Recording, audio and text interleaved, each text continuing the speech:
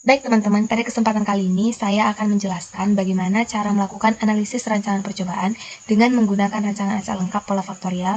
Untuk kasus yang saya ambil yaitu saya ingin mengetahui pengaruh waktu proses dengan lambang W, ada dua yaitu W1 dan W2, dan juga jenis larutan bleaching lambangnya L, L1, L2, L3 terhadap kadar selulosa dalam bentuk persen dari serat sagu.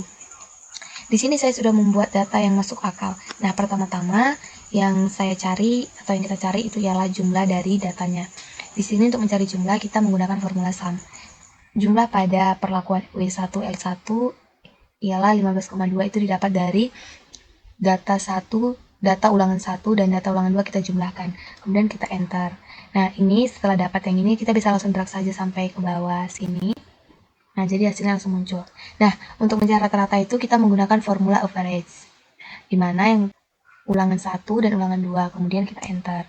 Begitu juga untuk mencari rata-rata data selanjutnya. Nah, untuk mencari jumlah pada kolom ulangan 1, kita juga menggunakan formula sum, yaitu sum data ulangan 1 dari W1 L1 sampai W2 L3, kemudian kita enter. Begitu juga untuk mencari jumlah data pada ulangan kedua. Untuk mencari rata-ratanya kita juga menggunakan formula average, yaitu average data pada ulangan 1, kemudian kita enter. Untuk mencari jumlah dari seluruh data, yaitu kita menggunakan formula sum, yaitu jumlah dari data pada W1 L1 sampai pada W2 L3. Jumlah yang ini akan sama saja jika yang ini dan ini dijumlahkan, hasilnya sama. Kemudian untuk mencari rata-ratanya juga kita menggunakan formula average, yaitu average kita pilih yang jumlah data dari W1 L1 sampai W2 L3. Kemudian kita enter. Untuk mencari rata-rata dari rata-rata, kita juga menggunakan formula average. Yang kita pakai adalah rata-rata dari perlakuan W1 L1 sampai rata-rata pada perlakuan W2 L3. Nah, setelah kita sudah menemukan jumlah dan juga rata-ratanya, selanjutnya kita akan mencari nilai FK-nya, di mana rumus FK-nya ialah jumlah dari seluruh data pangkat 2 dibagi 12. Kenapa 12? Karena perlakuannya ada 6 dan ulangannya ada 2, jadi 6 kali 2 sama dengan 12. Hasil nilai FK-nya adalah 435,6075. Nah, selanjutnya kita akan membuat, atau saya akan membuat tabel dua arahnya. Tabel dua arah itu tampilannya harus seperti ini, teman-teman.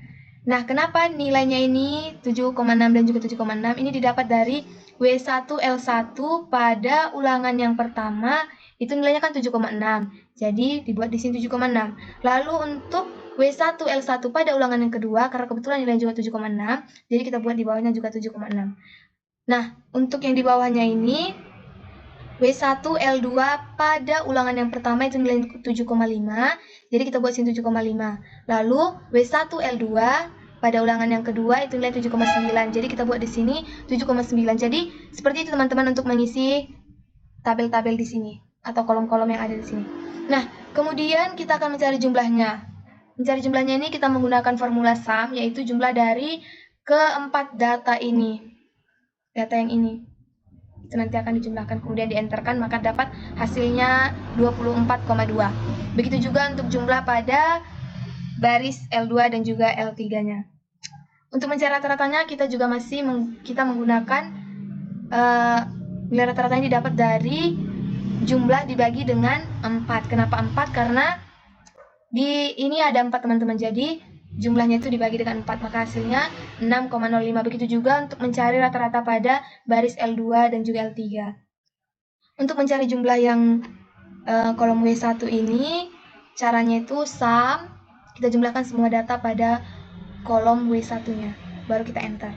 Begitu juga untuk mencari jumlah pada kolom W2 dan juga jumlah seluruh data dan jumlah rata-ratanya.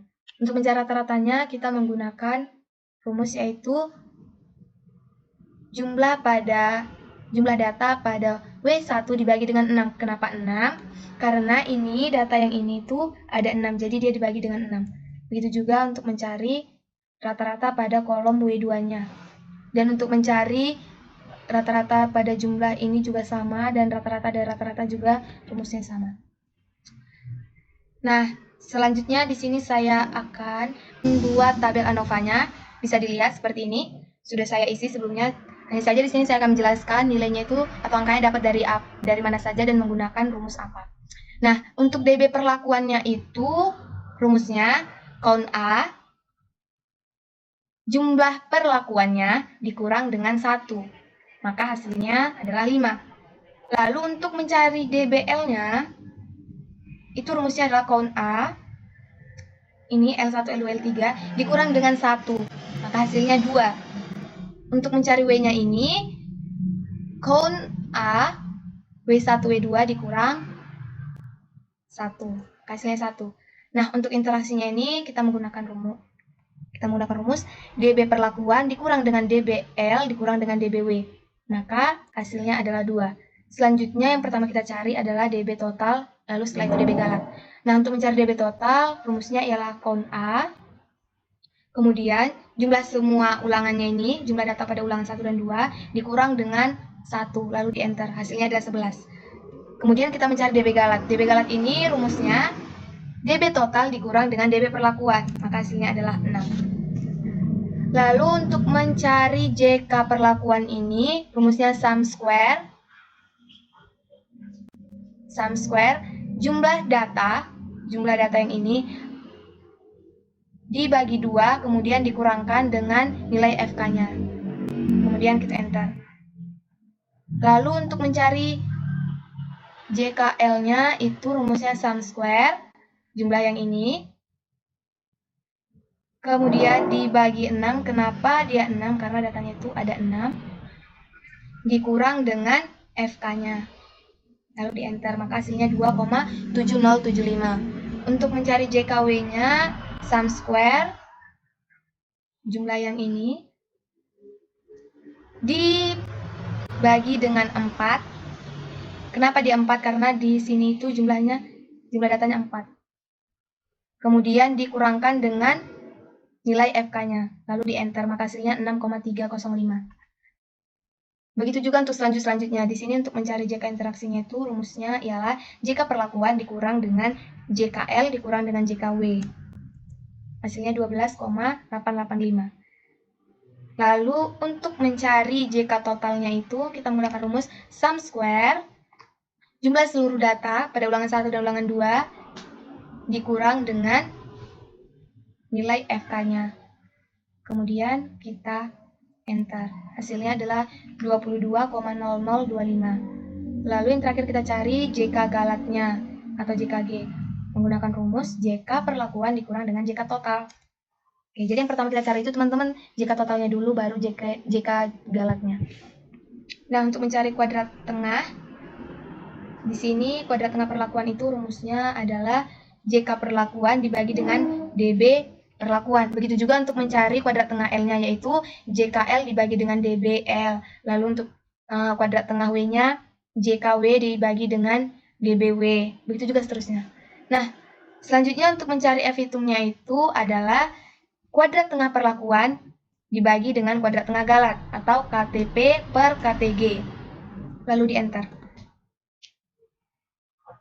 Kemudian untuk mencari F hitung L-nya itu ialah KTL dibagi dengan KTG. Jadi untuk semuanya ini untuk mencari F hitung baik itu perlakuan, L, W, interaksi itu semuanya dibagi dengan KT galat.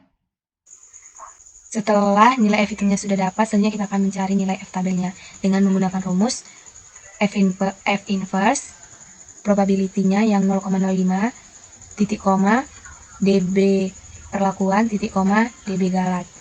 Begitu juga untuk mencari nilai F tabel pada level nyata 5% untuk yang L, W, dan juga interaksinya. Selanjutnya untuk mencari F tabel 0,01%-nya ini, kita juga menggunakan rumus F inverse, probability-nya 0,01, kemudian titik koma DB perlakuan, titik koma DB galat. Enter. Begitu juga untuk mencari F tabel level nyata 1% pada L, W, dan juga interaksi. Nah, kemudian kita akan mencari bagaimana apakah dia berpengaruh sangat nyata, berpengaruh nyata, atau non-signifikan. Jika lambangnya bintang 1, itu artinya dia berpengaruh nyata. Bintang 2 artinya berpengaruh sangat nyata, dan NS artinya non-signifikan.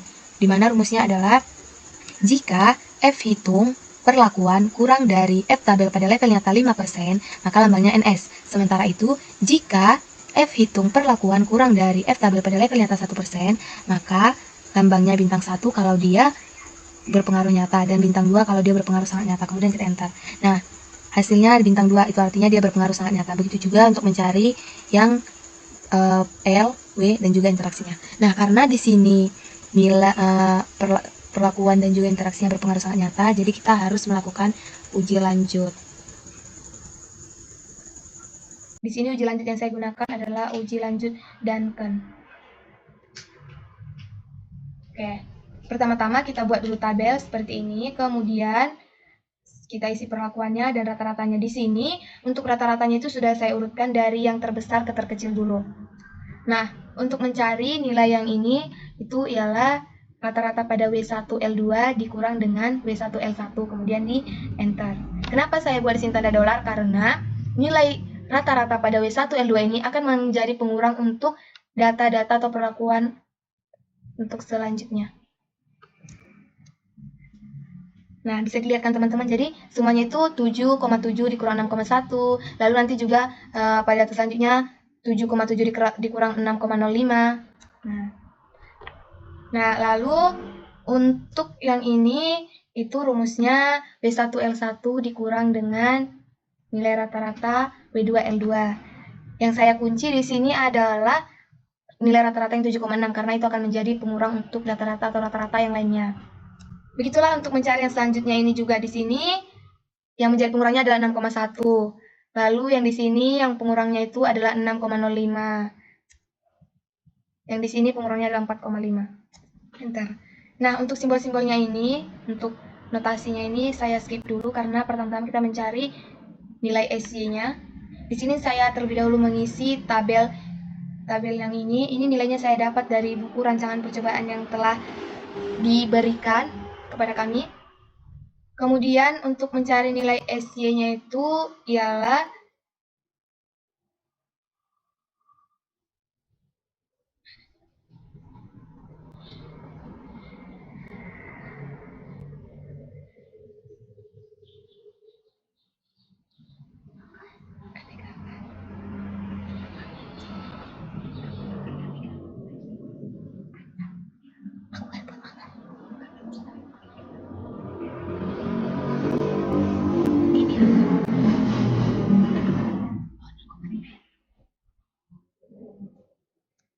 Nah, selanjutnya kita mencari nilai SY-nya. Nilai SY itu rumusnya ialah akar dari KT Galat. Tapi karena di sini untuk mempercepat perhitungannya saya buat saja KT Galat per 2 pangkat 0,5. Kemudian untuk mencari nilai BJND 5%-nya ini rumusnya ialah JND 5% dikali dengan nilai SY-nya. Di sini nilai SY-nya saya kunci karena ini akan dikalikan untuk mencari nilai-nilai yang lainnya dan juga biar supaya kita bisa mendrag langsung ke bawah. Untuk mencari BJND 1%-nya juga hampir sama seperti yang tadi, yaitu JND 1% dikali dengan SY-nya. Saya kunci juga supaya bisa langsung didrag. Nah, setelah nilai BJND 5%, BJND 1%, JND 5%, JND 1%-nya, dan juga SY sudah dapat, selanjutnya saya akan membuat apakah dia berpengaruh nyata, berpengaruh sangat nyata, atau non-signifikan. Rumusnya yaitu jika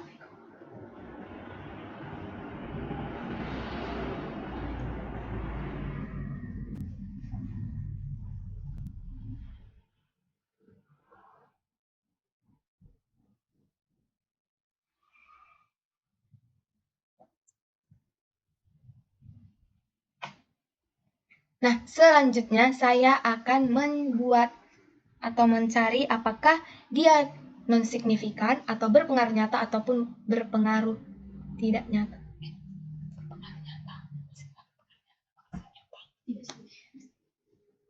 Nah, selanjutnya saya akan mencari apakah dia berpengaruh nyata, berpengaruh sangat nyata, atau bahkan non-signifikan. Rumusnya ialah jika, ini nilai yang jika 0,1 kurang dari BJND 5%, maka simbolnya NS. Sementara jika 0,1 tadi itu kurang dari BJND 1%, berpengaruh nyata, simbolnya bintang 1, dan berpengaruh sangat nyata simbolnya atau lambangnya bintang 2. Karena di sini NS artinya dia non-signifikan. Di sini yang BJND 5% dan juga BJND 1%-nya saya kunci karena itu yang akan digunakan untuk semuanya. Jadi yang digunakan itu hanya yang baris pertama dan kolom pertama ini. Supaya bisa langsung di-drag. Di sini lambangnya bintang 2 artinya dia berpengaruh sangat nyata. Begitu juga untuk mencari yang selanjutnya ini, itu sama saja seperti yang tadi, rumus yang tadi itu, jika 1,5 kurang dari BJND 5%, maka simbolnya NS. Sementara jika 1,5 ini kurang dari BJND 1%, berpengaruh nyata lambangnya bintang 1, dan berpengaruh sangat nyata lambangnya bintang 2. Nah, langkah terakhir saya akan membuat notasi-notasinya. Nah, di sini dapat kita lihat bahwa kombinasi perlakuan yang paling baik itu adalah pada W1L2 karena nilainya paling tinggi. Tetapi W1L1 juga nilainya tidak berbeda nyata terhadap nilai W1L2. Jadi yang saya pilih adalah notasi AB, di mana perlakuannya yaitu W1L1 dan rata-ratanya 7,6. Kenapa saya pilih itu? Karena waktu yang dibutuhkan hanya 1 jam dan larutan yang digunakan juga hanya 1%. Baik, sekian yang dapat saya sampaikan. Atas perhatiannya, saya mengucapkan terima kasih.